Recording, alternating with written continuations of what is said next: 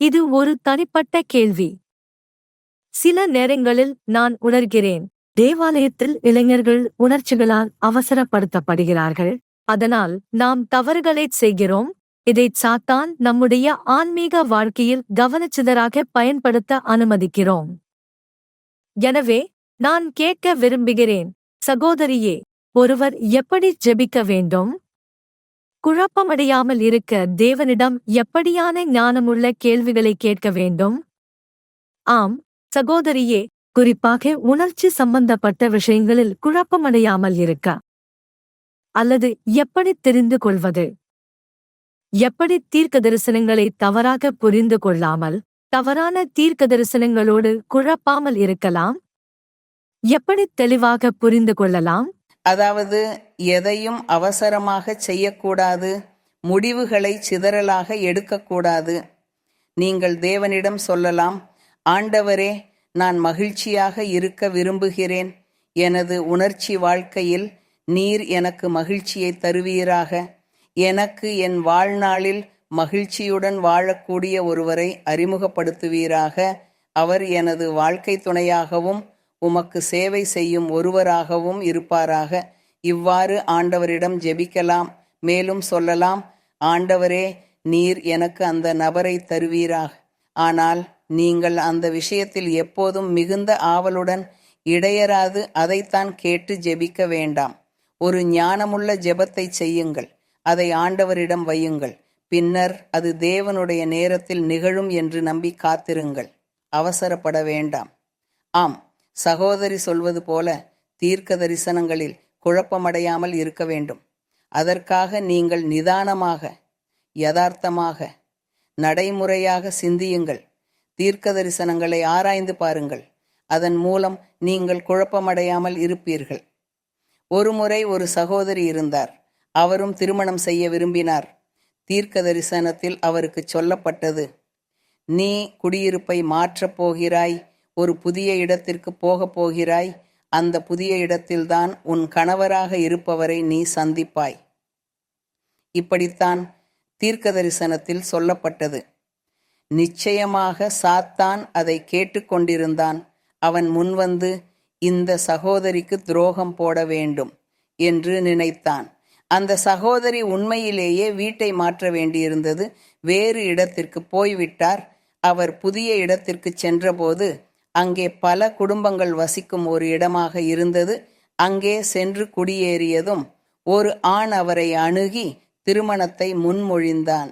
அவள் சிந்திக்கன்னு தொடங்கினாள், இவர் அல்ல. முதலில் அவர் தேவாலயத்தைச் சேர்ந்தவர் அல்ல. நான் ஆண்டவரிடம் ஜெபித்தேன். அவர் தேவாலயத்தில் இருப்பவராக இருக்க வேண்டும்.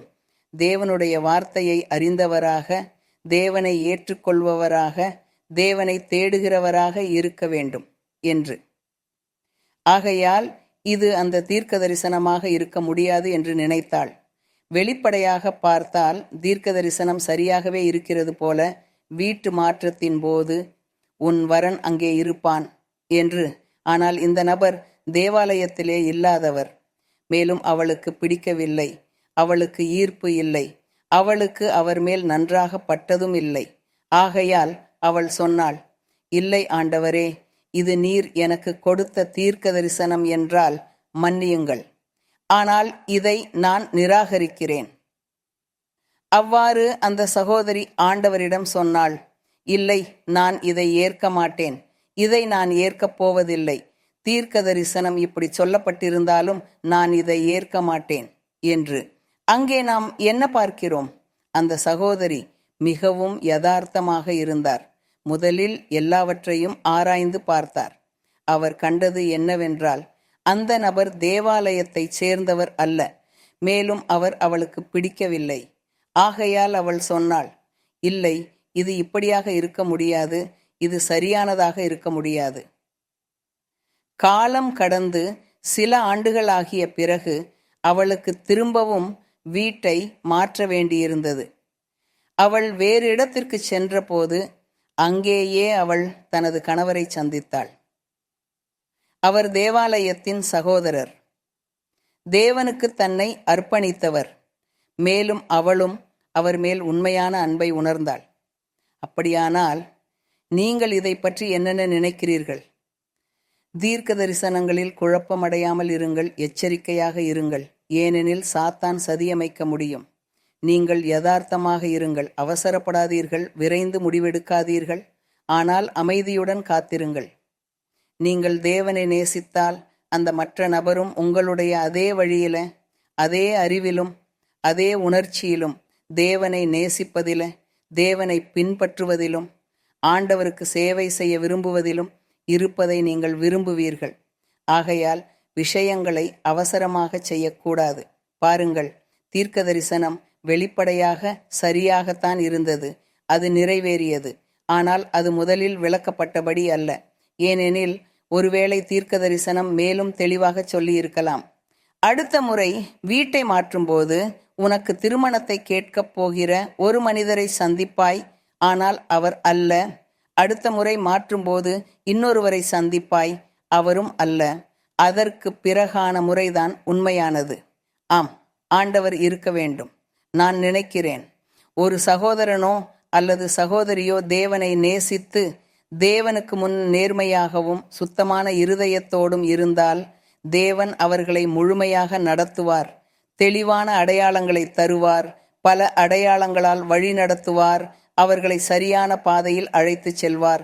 ஆனால் ஒரு சகோதரனோ அல்லது சகோதரியோ தேவாலயத்துக்கு வந்து ஆம் இல்லை, ஆம் இல்லை என்ற நிலைமையில் இருப்பவராக இருந்தால் தேவனும் அதே போல நடந்து கொள்வார்.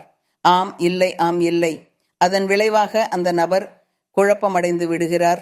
இது எல்லாம் ஆண்டவருக்கு முன் உண்மையற்ற மனநிலையின்மையின் காரணமாக. ஆகையால் நான் எப்பொழுதும் சொல்வது இதுதான். ஒருவர் தேவனிடம் உண்மையுள்ளவராக இருந்தால் தேவன் எப்போதும் அவரை நேரான பாதையில் வழிநடத்துவார்.